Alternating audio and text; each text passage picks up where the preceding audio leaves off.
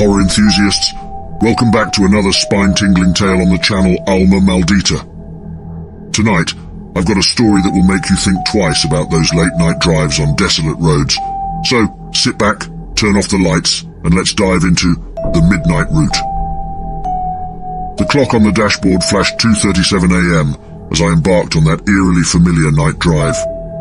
The hum of the engine reverberated through the stillness of the night, and the road ahead stretched out into darkness, seemingly endless. It was a route I'd taken countless times after visiting my parents, but little did I know that this time, I was in for a journey that would defy explanation. The monotony of the road had begun to lull me into a trance when I saw it, a hitchhiker standing on the side of the road.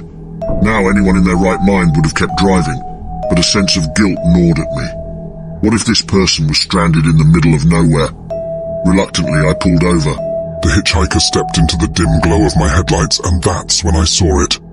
A face straight out of a nightmare, his eyes black as coal, devoid of any humanity.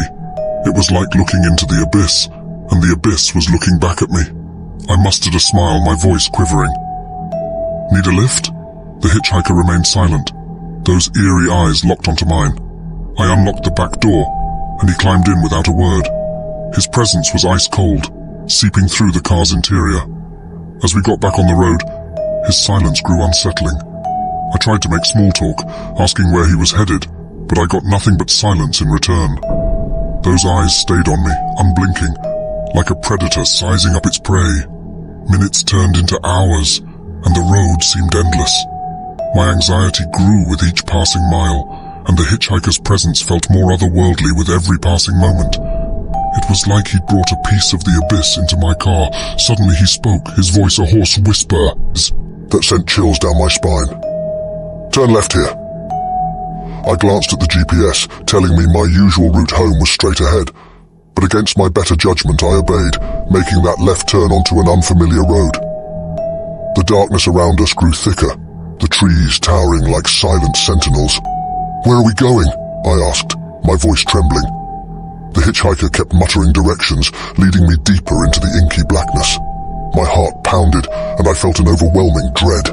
The road twisted and turned, and I had no idea where we were or how to get back. Then he pointed towards a dilapidated, abandoned house up ahead. Stop here! My hands trembled as I parked the car in front of that ominous structure. The hitchhiker got out and walked towards the house, disappearing into the shadows. Panic surged within me, and I considered making a run for it. But something held me back, a force I couldn't resist. With trepidation, I followed the hitchhiker inside the derelict house. Creaking floorboards echoed through empty halls, and the air felt heavy, oppressive. I wanted to escape, but it was like some invisible hand kept me tethered to this nightmare. We descended into a basement, darkness swallowing us. The only light came from a flickering candle on a makeshift altar.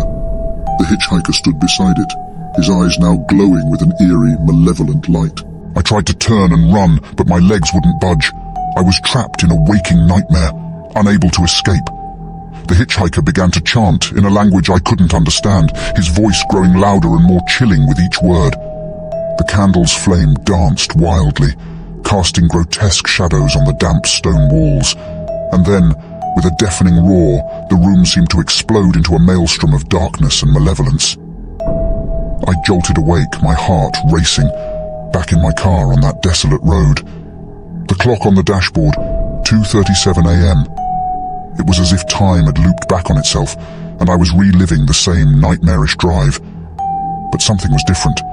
The hitchhiker was gone. The back seat of my car was empty, and the dread that had consumed me had vanished. I floored the gas pedal, desperate to escape the never-ending night. Minutes turned to hours, and I prayed to reach the safety of my home. But the road stretched endlessly, and the clock on the dashboard remained frozen at 2:37 a.m. As the never-ending night drive continued, I couldn't shake the feeling that I was trapped in a loop, a nightmare from which there was no escape. The hitchhiker's haunting gaze and that chilling chant echoed in my mind, a torment that would haunt me for all eternity. And so, I drive on, trapped in the endless night, haunted by the chilling memory of that fateful encounter, forever lost in the midnight route from which there is no return. Thanks for tuning in, guys. Sleep tight and remember, the road at night can be a strange and eerie place. Until next time, stay creepy.